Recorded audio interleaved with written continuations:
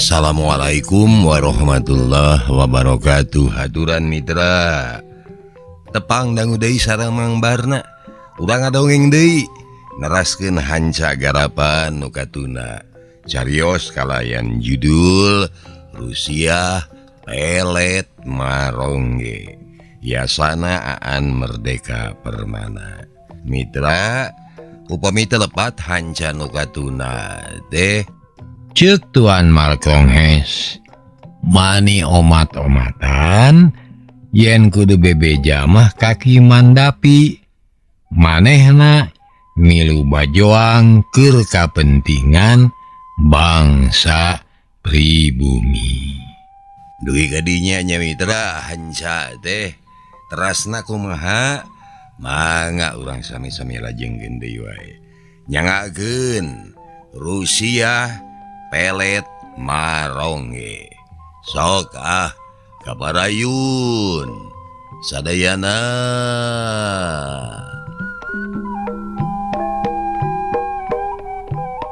Mitra kaum dangu, Tuan Markonghes bebeja rek mulang ayeuna, tapi supaya teu babari dicuriga manehna hayang balik bari tatu. Mumatak manehna menta ka salah saurang patani, sangkan ngababuk tarangna tepi kabenyut. Mau dititah samemehna mah nolak, saha pajodogan. Daek sote geureut ari neungeut teu pupuguh mah mung. Kendae kami nu milampana lah, cek saurang nyuruntul. Turut teu tatapas ini deui ngan keperak bae. Neungeul tarang Tuan Markonghes tapi kabenyut. Tur ari geus kitu mah bari semu nyolondod, Tuan Markonghes init ningalkeun eta tempat. Cul senjata, cul kuda. Ari anu tadi nyuruntul bari langsung nonyok tarang Tuan Markonghes teh lain si itu lain si eta. Tapi tetela jajaka senawa, manehna ruas aya keheul aya. Mireung Tuan Markonghes ujug-ujug mantuan urang dinya ngapukum peni teh. Ari keheulna dumeh nyaho. Tuan Markonghes teh bogoheun ka Nyi Nanah Darmi. Atuh jajaka senawa teh jadi balueng malah ceger entesna. Aing teh jadi loba sae ngan dinamika hayang Nyi Nanah Darmi teh. Lianti Kiru Jai oge aya si Bule. Acan deui si Adhari, anakna Kiru Jai. Itu cek pikirna. Sedih aya amak nanya amak kapegung teh ya. Numatak sawaktu Tuan Markonghes nyolong kromen tadi gebug. Teu anta parah. Digabung ge ku manehna. Saeus Tuan Markonghes ini sabubuhan rahayat gewat mereskeun kaayaan. Kumpeni genepan anu ting rumpuyuk kumaranehna di ruang kerepes disebut kitu deh sabab di antara kumpeni masih keneh aya anu empas-empes can nemahan pati. Rawadan kuda jeung bedina euy. Urang Mang Badeun. Sabab moali ladi pasti bakal dipake ngayonan anu bogana. Ceuk Ki Jumadi. Kumaha makena da urang mah nyabak bedil ge acan yeuh. Cek jalma saurang. Kitu nanti bari rumpul rampak kana gagang bedil. Lah gampang eta mah. Pan aya Tuan Marongge. Temal Ki Jumadi. Nah yakin mah teh bakal bilu ka urang. Cek nu sejen. Gewat ditempas ku jajaka senawa.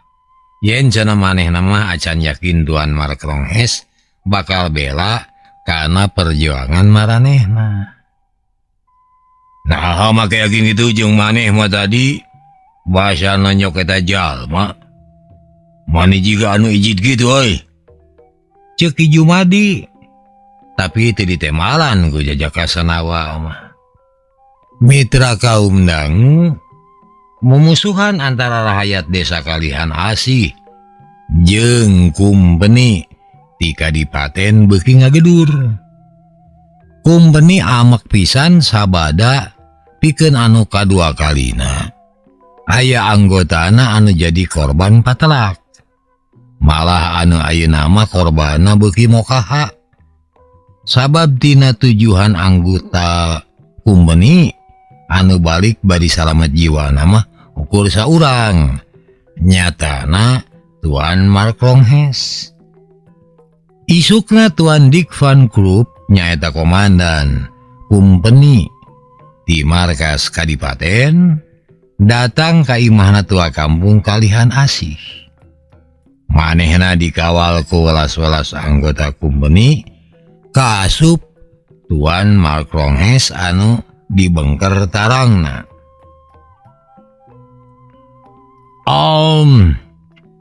Tuan Mandavi ya komandan Kompi Kadipaten bade tumaros. Cek Tuan Mark Longhes anu jadi juru bahasa sabab Tuan Dick Van Krupp mah ukur bisa make bahasa Malayu. Manehna teh anyar dipindahkeun tugasna ti Bengkulu ka Pulau Jawa. Edek tumaros naon Tuan Maronge? Temal Ki Mandapi nangtung hareupeun lawang. Tenitah tatamu asup ka jero. Atuh daradad Tuan Mark Longhes nanyakeun. Naha di marana sabubuhan rakyat anu geus baruntak ka kumpeni? Margi pasukan bade newak maranehna. Cek Tuan Mark Longhes. Ya meureun geus kalabur dasar ieu nu ditewak atuh. Temal Ki Mandapi saperluna. Tuan Mark Longhes geuwat dibejakeun deui ka atasanana, nyatana Tuan Dick Van Krupp. Atuh Tuan Dick Van Krupp nanyakeun ka marana cenah kalaburna. Nyatoy ngatu datu bare beja kamarana mah. Walon Ki Mandapi anger nemaranana saperluna. Tuan Dick Van Krupp kacida keheuleunnana. Sabab Ki Mandapi jiga anu mung balaka. Cek manehna ngaliwatan Tuan Mark Longhes. Awas cenah tua kampung. Tong nyoba-nyoba nyumputkeun karaman. Sabab balukarna bakal berat. Itu pokok-pokanana. Aduh dijawab ku Mandapi. Dayang sumpat-sumputkeun jalma keur kami mah. Mah kami sakieu heulina. Jaba meureun kudu diparaban. Geus bae kieu we ayeuna mah. Lamun mung dirobeda montong sok ngarobeda. Tuan Maronge. Bejakeun ieu omongan teh ka manehna tah. Cek Ki Mandapi. Nyao ditepikeun henteu nama ngan bae Tuan Dick Van Krupp henteu ngomong naon-naon deui. Kajaba ngajakan anak buahna pikeun ingkah ti pakarangan imah Ki Mandapi. Aduh sanggeus ngajakan ingkah ka balad-baladna, Tuan Mark Longhes oge milu ningalakeun eta tempat ngan sakareretan ngalieu heula ka tukang bari ngiceupan. Ki Mandapi mah acan apaleun naon sababna Tuan Mark Longhes make ngiceupan sagala rupa. Ngan bae saditinggalkeun anakku balad kumpeni, leng Ki Mandapi ngahuleng. Manehna geus bisa ngajudi. Yen geus aya perlawanan ti rahayat ka kumpeni. Malah cek pikir Ki Mandapi, aing mah kakara mikir-mikir ari rahayat mah geus miheulaan ngalawan. Mun geus kitu carana tangtu aing oge kudu mimiti singkil ieu. Bisi tulus milang tatu. Cek pikirna Ki Mandapi.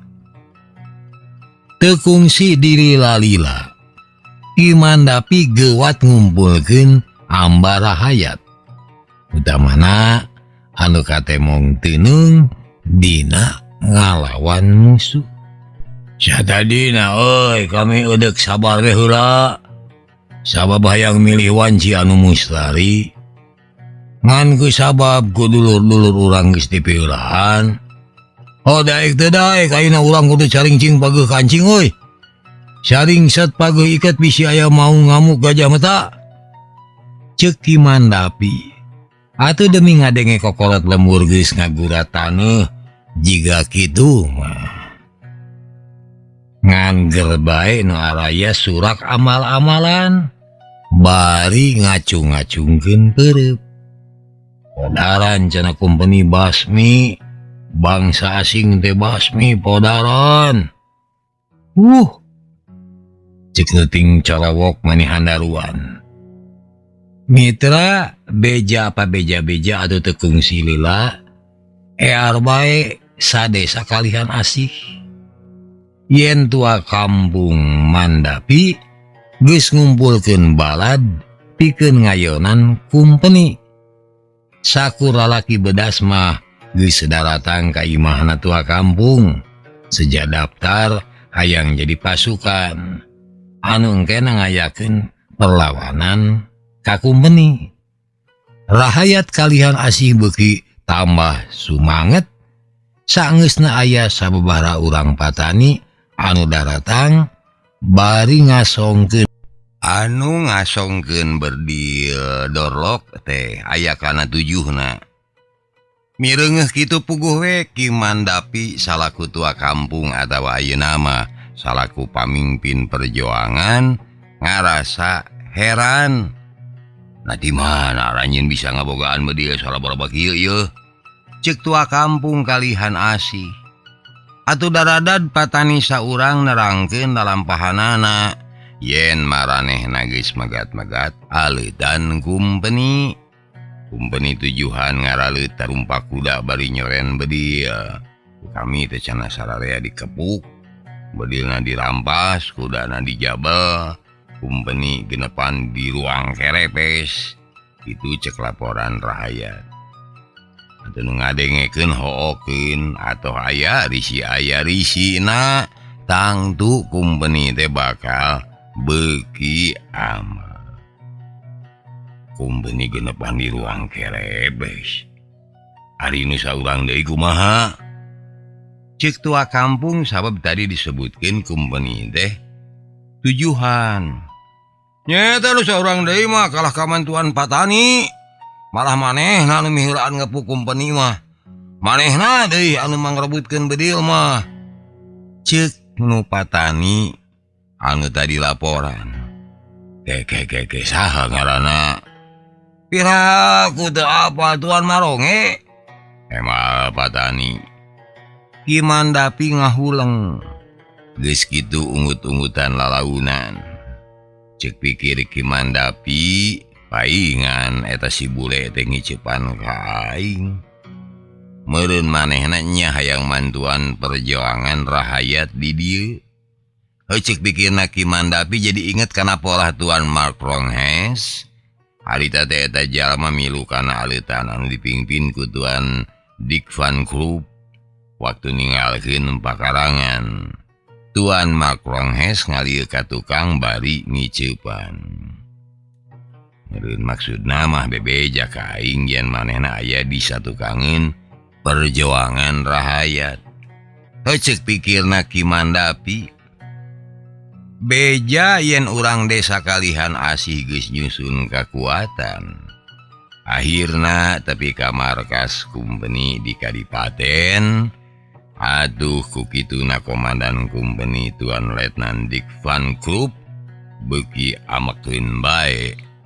Tetela cenah urang desa kalihan asih geus mimiti basangkal ka kumpeni.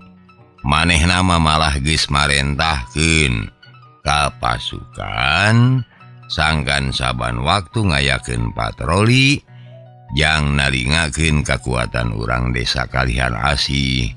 Sabab hiji waktu eta desa bakal dijorag. Malah mah sababaraha kali rapat diayakeun.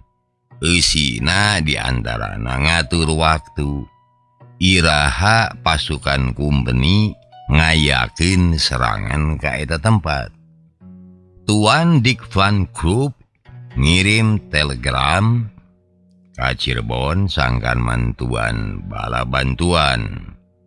Ngan bae ku markas besar di Cirebon ditolak. Piraku cenah maruman Karaman. Nu saukur aya di sadesa make kudu ngeprak pasukan badag di Cirebon. Ku sabab kitu atuh Tuan Dick Van Krupp sabisa-bisa ukur ngasongkeun pasukan ti Kadipaten anu jumlahna teu leuwih ti 200 anggota.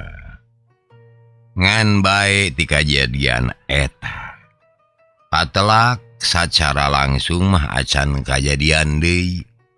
Anu jadi masalah muncek basa ayeuna mah urang karihan asih teh ngagunakeun taktik anu ceuk basa kiwari mah disebutna teh taktik gerilya mitra.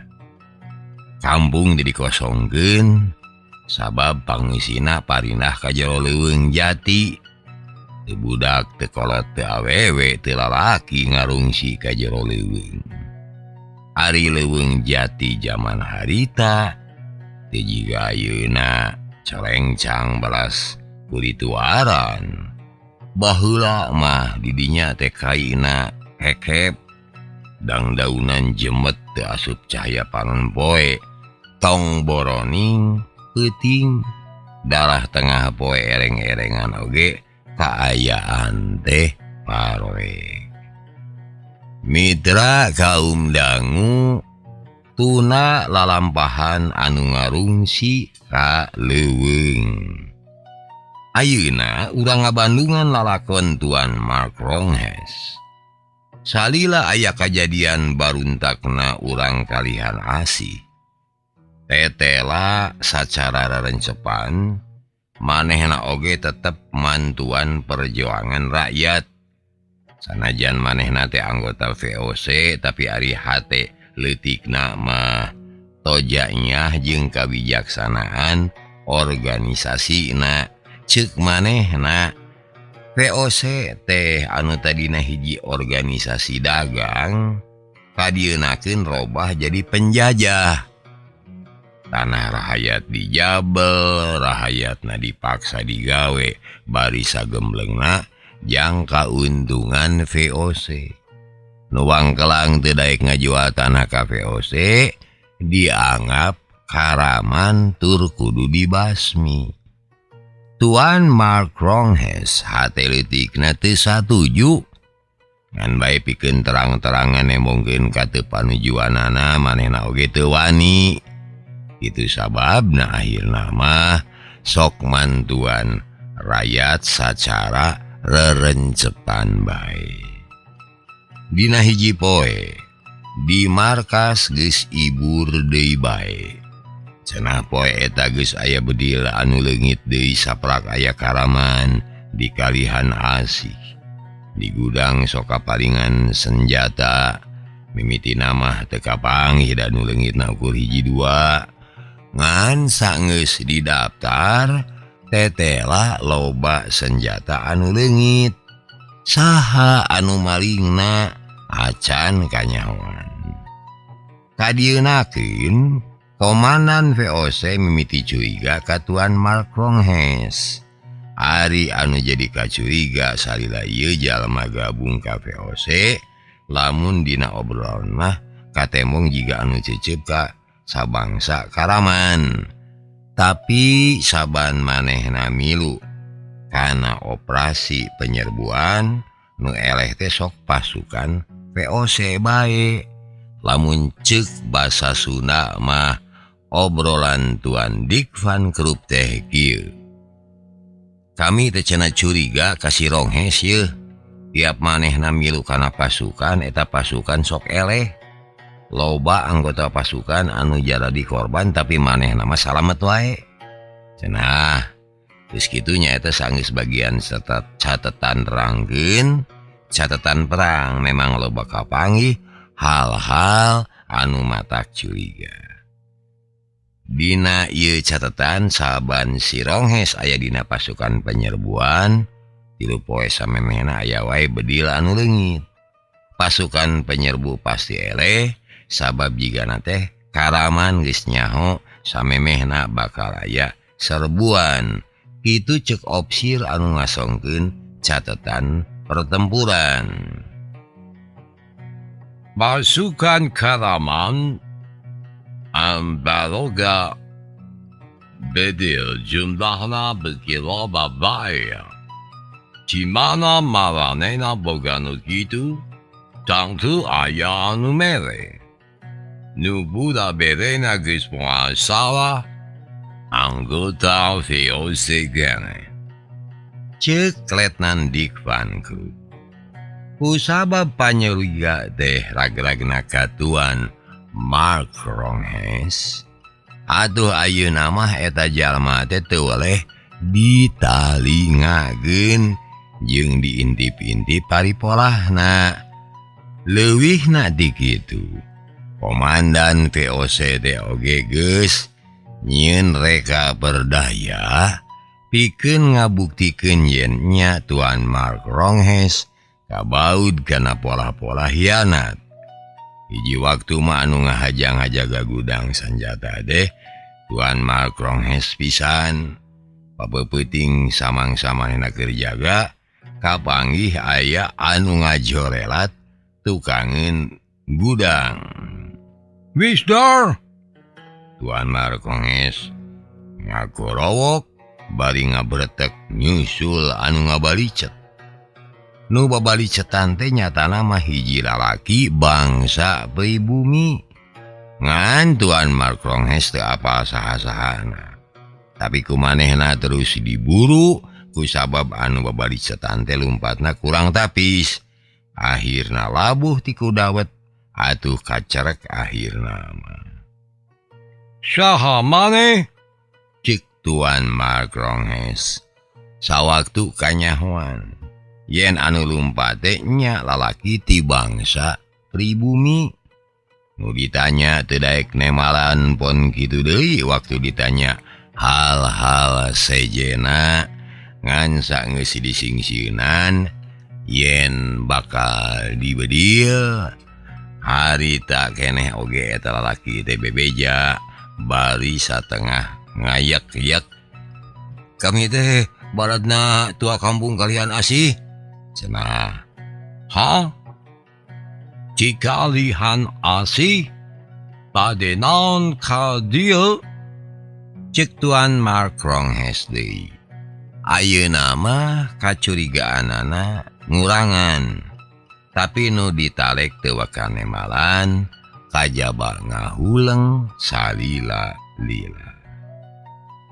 Sok bebeja rek naon ka dieu, ha? Omong Tuan Mark Ronghes. Sanggeus sadalila ngabetem akhirna eta jalma balaka yen cenarek maling bedil janguatan pasukan anu dipingpin ku Ki Mandapi.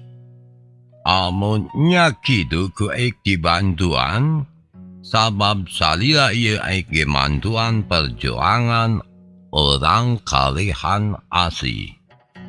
Sok ieu bawa bedil boga aik ngan samemena gebug heula sirah aik tapi tingkat teu inget naon-naon. Omong Tuan Mark Ronghes geus nyieun reka berdaya ngorbankeun dirina jiga kajadian harita. Sageus dibadamian kitu bari teu anta parah deui eta jalma ngepuk sirah Tuan Mark Ronghes, malah ngepukna rada tarik jeung da asa-asa. Atuh balukarna Tuan Mark Ronghes katur lengan teu inget-inget ana hudang awakna geus dicangkalak pageuh pisan. Waktu beunta manehna geus dikuriling ku sasama anggota kumpeni. Di dinya oge aya komandana nyatana Tuan Dik Van Kruk. naha ek make dilante kieu, cek Tuan Markronghes rewasin. Sabab ye geus hianat ke bangsa sorangan. Tema Tuan Dick Van Group merong sikit. Hianat kumaha? Omong Tuan Markronghes masih kene nyobaan ngangles. Aduh ku sabab gitu, Tuan Dick Van Group ngagerowan hiji Dirga, come here. Tuan Dick Van Group nyorowok.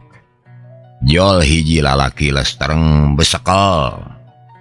Tuan Markronghes rewasen sabab ieu mah lalaki anu peuting tadi dibere bedil nu ngaku narek maling bedil keur Kimandapi. Hate Tuan Markronghes hareneg sabab ieu jalma anu ngaran Ki Dirga teh lain ngabalad ka urang kalihan asih, tapi utusan kumpeni anu hayang nyenteg dirina sangkan kacang kalak. Tuan Markronghes ukur bisa ngahruk ari geus kitu. Tuan Markronghes tulus diberok. Kituna teh bari samemehna disiksa bebeakan. Bongan cenah geus hianat ka bangsana sorangan. Saban waktu dijaga kekep teu dibere dahar anu pimahieun keur nyubadanan kasehatan awakna. Mun sakalina ngagoler alatan capek, ku patugas ngahaja diguyur ku cai saemer. Sakali mangsa nyaeta wayah peuting eta sakitan teh aya anu ngabesuk. Nu ngabesuk teh lalaki duaan. Nu saurang awakna bule jiga urang Belanda. Nu saurang deui bangsa pribumi, boh anggota kumpeni boh Tuan Dick Van Group. Rada hormat ka ieu dua jalma deh. Nu jadi sabab dua nana jalma beunghar kacida. Selamat malam Tuan Adi and Tuan Horn. Aya naon sumbing ka dieu? Cek komandan kumpeni ngagunakeun bahasa Belanda sanyana mamidra. Ngan kumang barna diterjemahkeun bilih lepat lah nya. Mang nyarios bahasa Belanda na. Margi teu kajamanan kumang ya.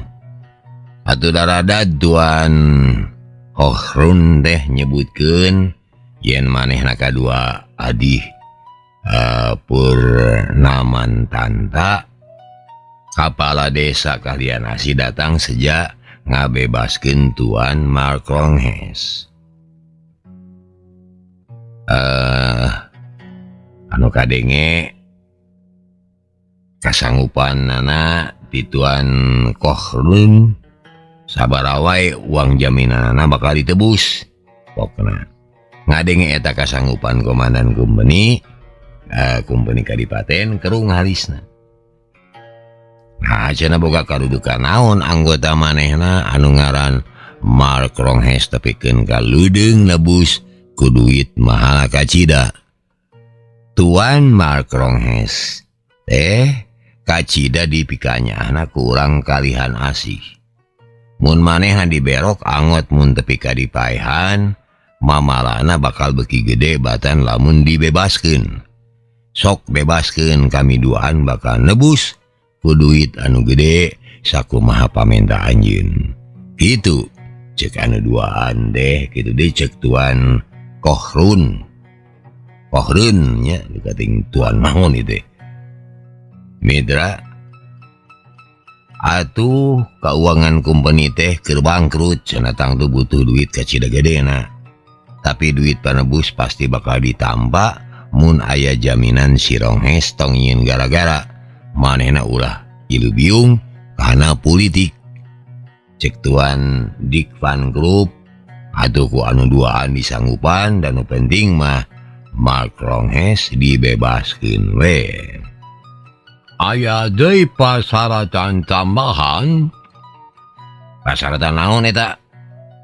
Cek Tuan Kohrun netep seukeut. Tuan Adi Purnaman Tantat salaku kepala desa Kalihan Asih tongantep tua kampung Mandapi anu Wangkelang KVOC malah geus nyieun korban badag enyum untung VOC di markas Cirebon teu datang ka dieu mun teu kitu Kalihan Asih tangtu di bumi hanguskeun. Cek Tuan Dikvan Group satengah ngabobodo dasa bener nama VOC di Cirebon teh teu nyadiakeun pasukan di Cirebon malah sabalikna nita VOC Kadipaten anu nyieun tindakan ngamankeun anu barunta. Kami salaku kepala desa bakal satekah pola nyarek urang Kalihan Asih jala di Kalaman. Tapi oge war pangajak ka pangisi markas. Malar tong sakama-kama dina ngalinih tanah rakyat. Sababnya eta pisan anu jadi gara-garana. Cek Adih Purnaman Tanta. Tapi nu dipenta kasanggupan teu nemalan sakemek oge meureun lamun diunggeukan eta geus kaluar tina kawijakan VOC. Ari teu diunggeukan sieun panebus tahanan bolai mangkaning VOC utamana markas Kadipaten keur memeujeuna butuh duit. Ngan pamustunganana mah Tuan Mark Ronghes teh dibebaskeun tipang berokan bari ditebus ku duit Holden anu kacida badagna. Sabalikna Tuan Dikvan Group mah boga pikiran sejen kaperluan ngabebaskeun Tuan Mark Ronghes selain nurut-nurut teuing ka Lurah Adi atawa ka Tuan Kohrun ngan bae lianti butuh duit gede teh oge mung wakadiro beda ku urang Kalihan Asih. Cek pikirna ari kasalahan Tuan Mark Ronghes mah pan geus natrat nyaeta ngahianat ka VOC eta hukumanana berat jeung moal aya hampura. Bubuhan ari VOC mah licik sabab cek manehna hiji waktu Tuan Mark Ronghes pasti bakal dicerek deui atuh urang Kalihan Asih oge pasti bakal dibasmi. Nu penting ayeuna mah duit tebusan we asup heula. Sabalikna deui nu kapikiran ku Tuan Mark Ronghes oge kitu.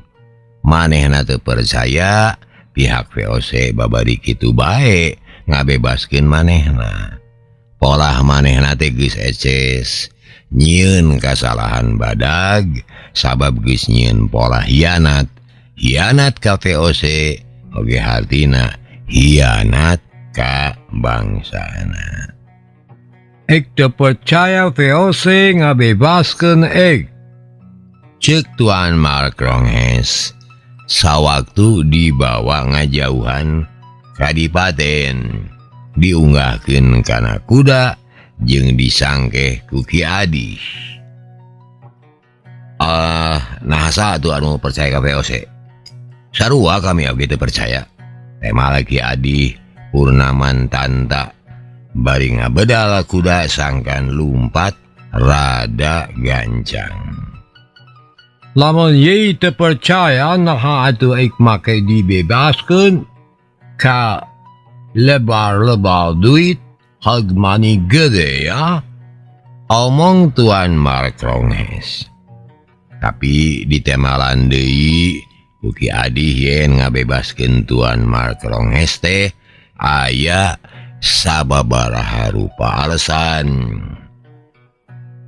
Alasan kahiji demi kemanusiaan bae. Sabab anjeun dicangkalak teh alatan kapanggih masarahkeun bedil keur kepentingan perjuangan rakyat.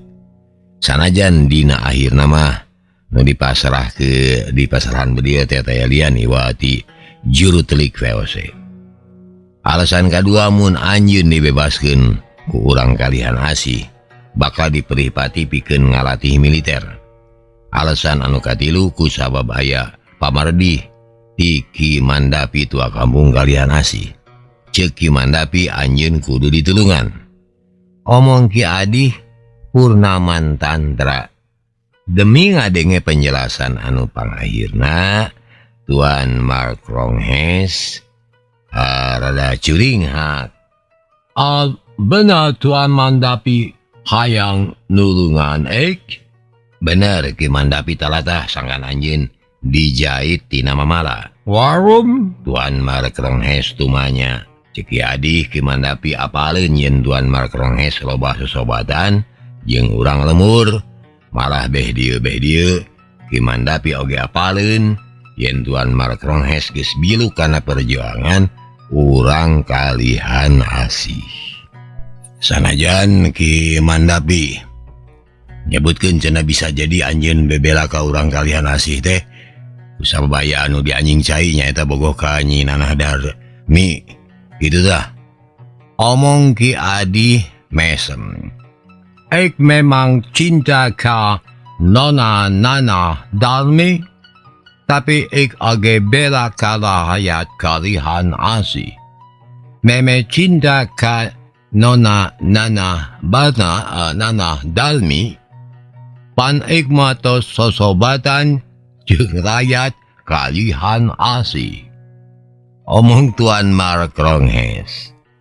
Ceuk manehna ku bogohna ka Nyi Nanah Darmi ayeuna malah sumanget hayang ngabela rakyat kalihan asih teh beuki ngabebela bae. Ek enya bangsa Belanda, tapi teu kabeh Belanda jahat di KVOC. Ik teresep KVOC, ceuk Tuan Mark Ronghes. Mitra kaum dang. Ti poe eta Tuan Mark Ronghes milu abur-aburan jeung balad Ki Mandapi. Mun dileuweung Tuan Mark Ronghes ngalatih militer ka para pamuda pribumi. Kaasup kajajaka senawa teh ya. Jeung henteu salah tina panyangka. Ari duit panebus geus katarima mah VOC kadipaten teh ngumumkeun yen geus aya sakitan di bangsa Belanda anu kakaburan tur bakal dicangkalak. Di sabandahan kai gambar Tuan Mark Ronghes ditapalkeun sina diirikan ku saban jalma.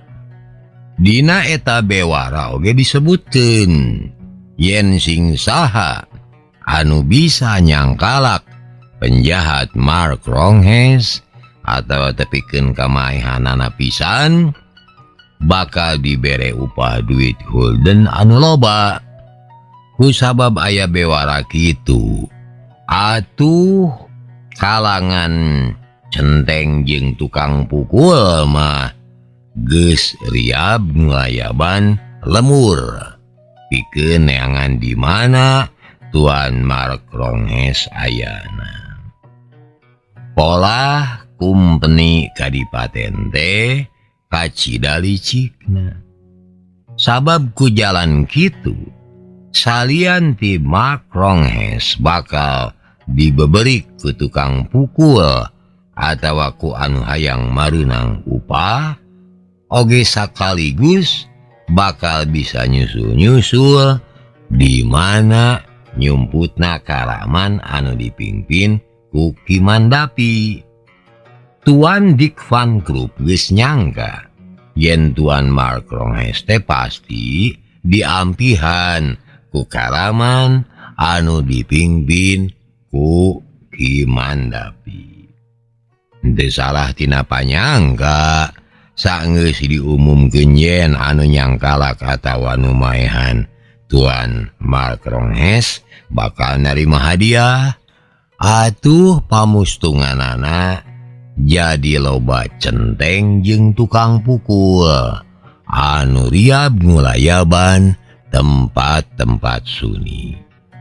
Pilemuran anu mencil oge teu kaliwat disilidik ku jalma-jalma karereng jeung kamana-mana teu oleh nyoren bedog.